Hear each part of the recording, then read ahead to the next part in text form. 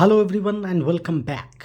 In this grammar lesson, we are going to have a detailed discussion of the most special, the most commonly used verb in the English language.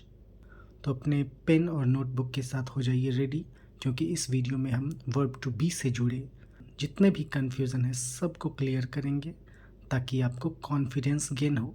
General verbs को हमने कई categories में classify किया था। Main verb, helping verb, linking verb, transitive verb, intransitive verbs, irregular verbs, regular verbs, finite verbs, non-finite verbs। कि verb to be जिसे हमने special category में रखा है उसको हम कितने तरह से यूज़ कर सकते हैं और कितने वेरिएंट्स में उन्हें यूज़ कर सकते हैं। तो वर्ब टू बी का यूज़ मेन वर्ब के रूप में भी कर सकते हैं, करेक्ट। हेल्पिंग वर्ब के रूप में प्राइमरी हेल्पिंग वर्ब, जिसमें बी के साथ साथ डू और हैव, इन तीनों को हमने स्पेशल कैटेगरी में रखा है। तीनों के स्पेशल वीडियोस आपको लिंक डिस्क्रिप्शन में भी मिल जाएंगे। और साथ में वर्ब टू बी का यूज़ हम लिंकिंग वर्ब के रूप में भी करते हैं। जैसा कि हमने देखा था, मेन वर्ब जो है वो फाइनाइट वर्ब और नॉन फाइनाइट वर्ब दोनों तरह से यूज हो सकता है। तो इसका मतलब बी भी फाइनाइट वर्ब और नॉन फाइनाइट वर्ब दोनों ही तरह से यूज़ हो सकता है। और चूँकि verb to be helping primary helping verb है तो ये फाइनाइट वर्ब की तरह तो यूज़ होगा ही होगा, और लिंकिंग वर्ब की तरह भी यूज़ होता है। तो फाइनाइट वर्ब और नॉन फाइनाइट वर्ब के बारे में हमने देखा था कि वर्ब जितने भी होते हैं, चाहे वो स्पेशल हो या जनरल हो, वो 5 फॉर्म्स में एग्जिस्ट करते हैं, जिन्हें हम प्रेजेंट फॉर्म या base form, past participle form, present participle form और सिंगुलर प्रेजेंट फॉर्म के रूप में जानते हैं। तो बाकी जनरल वर्ब्स जो रेगुलर वर्ब्स हैं उनके सेकंड और थर्ड फॉर्म बनाने के लिए हम ईडी ऐड करते हैं, जैसे प्ले, प्लेड, प्लेड। और फोर्थ फॉर्म कोई भी वर्ब हो, रेगुलर या इरेगुलर, आईएनजी इसमें सफिक्स ऐड करते हैं। और फिफ्थ फॉर्म के लिए हम उसे सिंगुलर करते हैं एस या ईएस ऐड करके। तो हम देखते हैं कि जितने भी वर्ब्स हैं वो मिनिमम थ्री और मैक्सिमम 5 वेरिएंट्स होते हैं उनके। फॉर एग्जांपल, प्ले के कितने वेरिएंट्स हैं? Play, played, playing, plays. Play के 4 वेरिएंट्स हैं। एक ही वेरिएंट्स इनके 2 फॉर्म में है, सेकेंड और थर्ड फॉर्म। इसके अलावा कुछ वर्ब्स ऐसे हैं जिनके 3 फॉर्म सेम होते हैं, तो इनके 3 ही वेरिएंट्स होंगे, क्योंकि एक ही वेरिएंट्स इनके 3 फॉर्म है। 3 में एक हो गया वेरिएंट कट, दूसरा वेरिएंट हो गया कटिंग और तीसरा हो गया कट्स। इसी तरह से कुछ इरेगुलर वर्ब्स जिनमें 2 फॉर्म्स ही सेम होते हैं, जैसे teach, taught, taught, teaching and teaches. तो टीच के कितने वेरिएंट्स हो गए? Teach, taught, teaching, teaches, 4 variants हो गए। कुछ इरेगुलर वर्ब्स जिनके तीनों फॉर्म डिफरेंट होते हैं, जैसे give, give, given, giving, gives.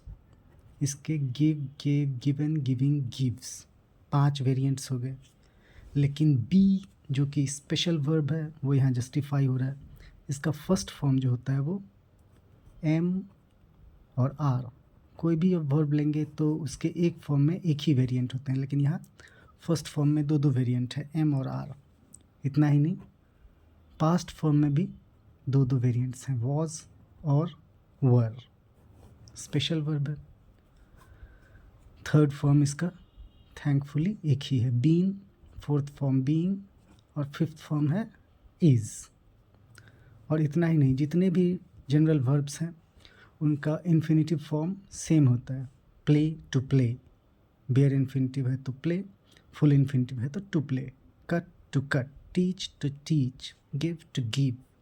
लेकिन बी का टू एम या टू आर नहीं बल्कि टू बी।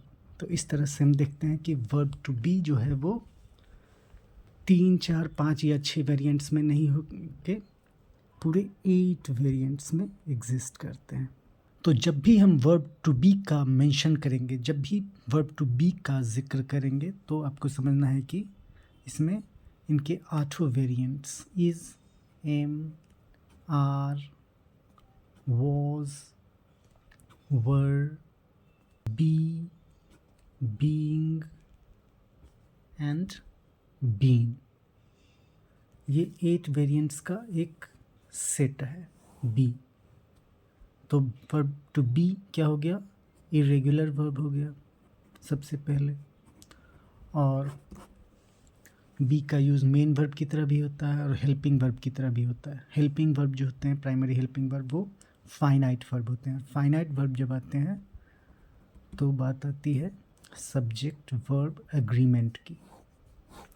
तो सब्जेक्ट के बारे में हमने डिटेल में डिस्कस किया है ऑलरेडी, फिर भी यहाँ पे एक टेबल देख लेते हैं। फर्स्ट पर्सन, सेकंड पर्सन और थर्ड पर्सन, इन तीनों ही पर्सन में सिंगुलर प्लूरल।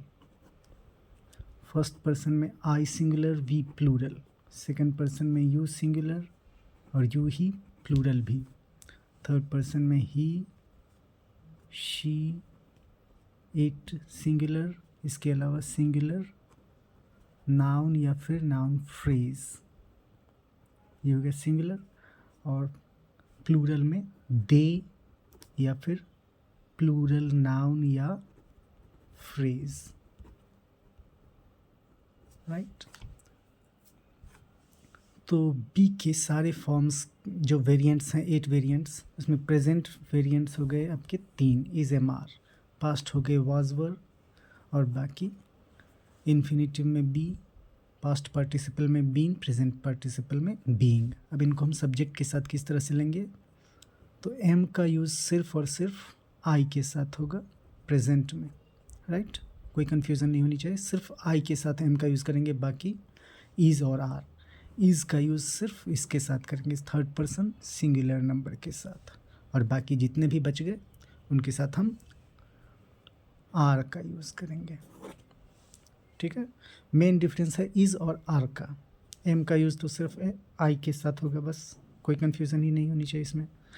तो इज़ का यूज़ भी एक ही कैटेगरी यानी थर्ड पर्सन सिंगुलर नंबर के साथ होगा। बाकी जितने भी आपके सब्जेक्ट हैं उनके साथ आर का यूज़ होगा। ये हो गया प्रेजेंट। अब पास्ट करेंगे तो एम और इज़ का पास्ट हो जाएगा वॉज, यानी I am, I was, he is, he was, she is, she was, it is, it was, present past. और आर का पास्ट हो जाएगा were, we are, we were, you are, you were, the police are, the police were. जितने भी plural होंगे उनके साथ subject, उनके साथ आर और वर का यूज़ होगा। तो ये हो गया इसका subject verb agreement as a finite verb.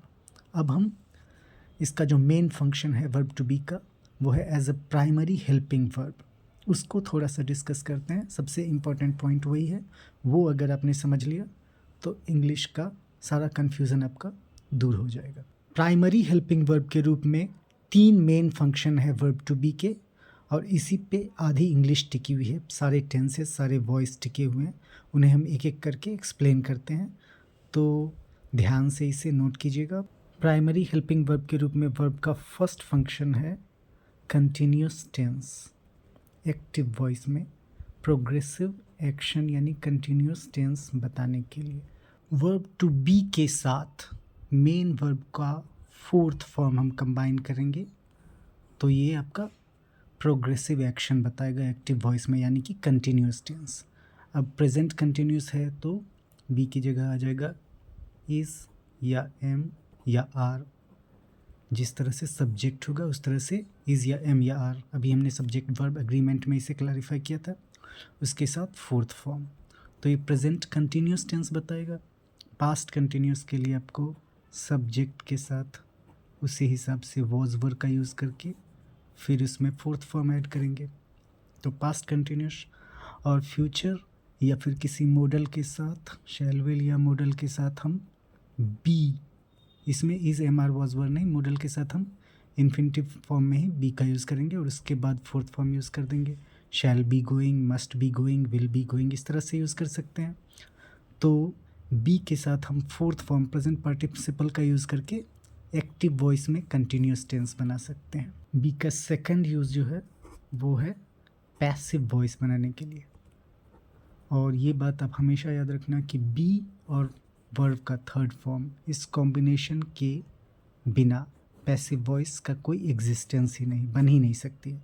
Passive voice बनाने के लिए आपको बी हेल्पिंग वर्ब चाहिए और उसके साथ वर्ब का थर्ड फॉर्म ऐड करना चाहिए।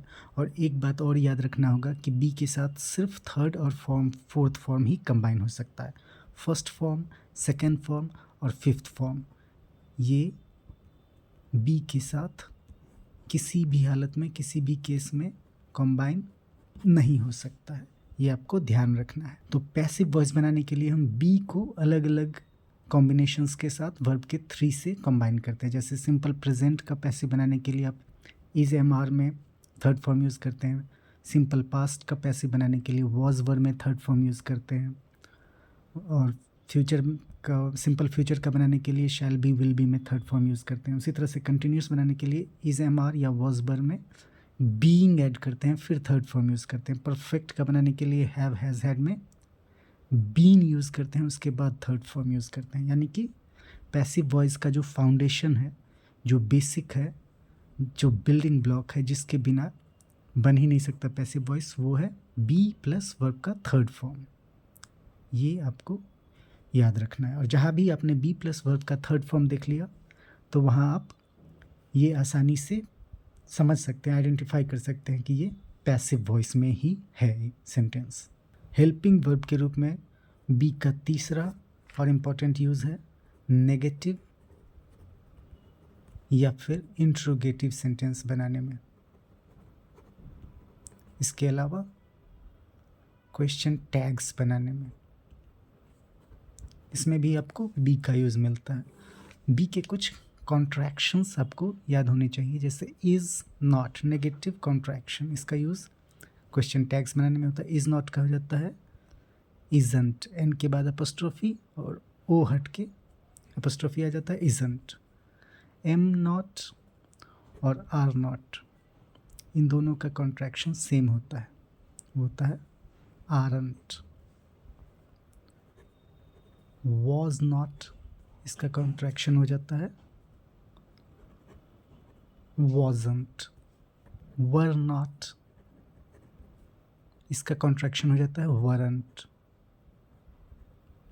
अब हम देखते हैं कि बी का यूज़ मेन वर्ब में किस तरह से इम्परेटिव फॉर्म में होता है। यानी कि इम्परेटिव सेंटेंसेस बनाने के लिए, जैसे हम कोई सेंटेंस बोलते हैं, be happy, be positive, be kind to animals, don't be silly. इस तरह से बी का यूज़, जिस तरह से जनरल मेन वर्ब्स को हम इम्परेटिव फॉर्म में करते हैं, जैसे गो देयर, कम हेयर, इसी तरह से हम बी का यूज़ यहाँ पर इम्परेटिव वर्ब के फॉर्म में कर रहे हैं। जैसे बी काइंड टू एनिमल्स, पशुओं के प्रति दयालु बने। यहाँ बी का यूज़ हेल्पिंग वर्ब के रूप में नहीं बल्कि इम्परेटिव मेन वर्ब के रूप में हो रहा है। इसके अलावा लिंकिंग वर्ब में भी हम यूज़ करते हैं सब्जेक्ट के साथ बी को, उसके अलग अलग वेरिएंट्स में, पास्ट प्रेजेंट में फाइनाइट वर्ब की तरह, लिंकिंग वर्ब फाइनाइट वर्ब की तरह बी का यूज़ करते हैं। जैसे सब्जेक्ट के साथ नाउन फ्रेज और एडजेक्टिव फ्रेज को लिंक करने के लिए, या प्रीपोजिशनल फॉर्म, जैसे he is a politician, he is very rich, the weather was terrible, the food was very tasty, there is a pen on the table, I was 20, मतलब 20 years old when I started teaching English, he is my brother, my house is near the school, the meeting is on Saturday, he is always humble, you are being too generous, it is so kind of you, she was in for a shock। इस तरह से daily use के कई sentences आप use कर सकते हैं B को लिंकिंग वर्ब की तरह यूज़ करके। यानी कि सब्जेक्ट के साथ बी को लिंक करेंगे किसी नाउन फ्रेज या एडजेक्टिव फ्रेज या प्रीपोजिशनल फ्रेज के साथ, राइट। अब सब्जेक्ट वर्ब एग्रीमेंट में बी से रिलेटेड काफ़ी कॉमन एरर्स पूछे जाते हैं, जिस पर हम डिफरेंट वीडियोस में प्रैक्टिस करेंगे। उनके लिंक आपको डिस्क्रिप्शन में मिल जाएंगे। हेल्पिंग वर्ब और मेन वर्ब के अलावा एक और यूज़ है और बहुत ही स्टैंडर्ड लेवल पर बी का यूज़ होता है मोडल एक्सप्रेशंस में। तो कुछ मोडल एक्सप्रेशंस जिनमें be plus full infinitive to plus verb का फर्स्ट फॉर्म इसका यूज़ होता है, वो हम अभी नोट करने जा रहे हैं। फर्स्ट है बी टू, जैसे I am to go, you are to write, he is to leave now.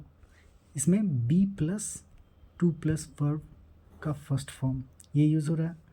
एक और एक्सप्रेशन है बी अबाउट टू या बी गोइंग टू, राइट। एक और है बी एबल टू या बी लाइकली टू, ये भी मोडल एक्सप्रेशन में यूज़ हो रहा है बी का इन्फिनिटिव के साथ। इसके अलावा be due to, be meant to, be supposed to, जैसे you are supposed to, be supposed to, be allowed to, be advised to, suggested to, इस तरह से भी इसका मॉडल एक्सप्रेशन में यूज़ हो सकता है। be set to या be बाउंड टू, इन तरह से बी प्लस इन्फिनिटिव का यूज़ आप कर सकते हैं मॉडल एक्सप्रेशंस में। नेक्स्ट वीडियो में डू और हैव के साथ आते हैं, तब तक के लिए टेक केयर, बाय बाय।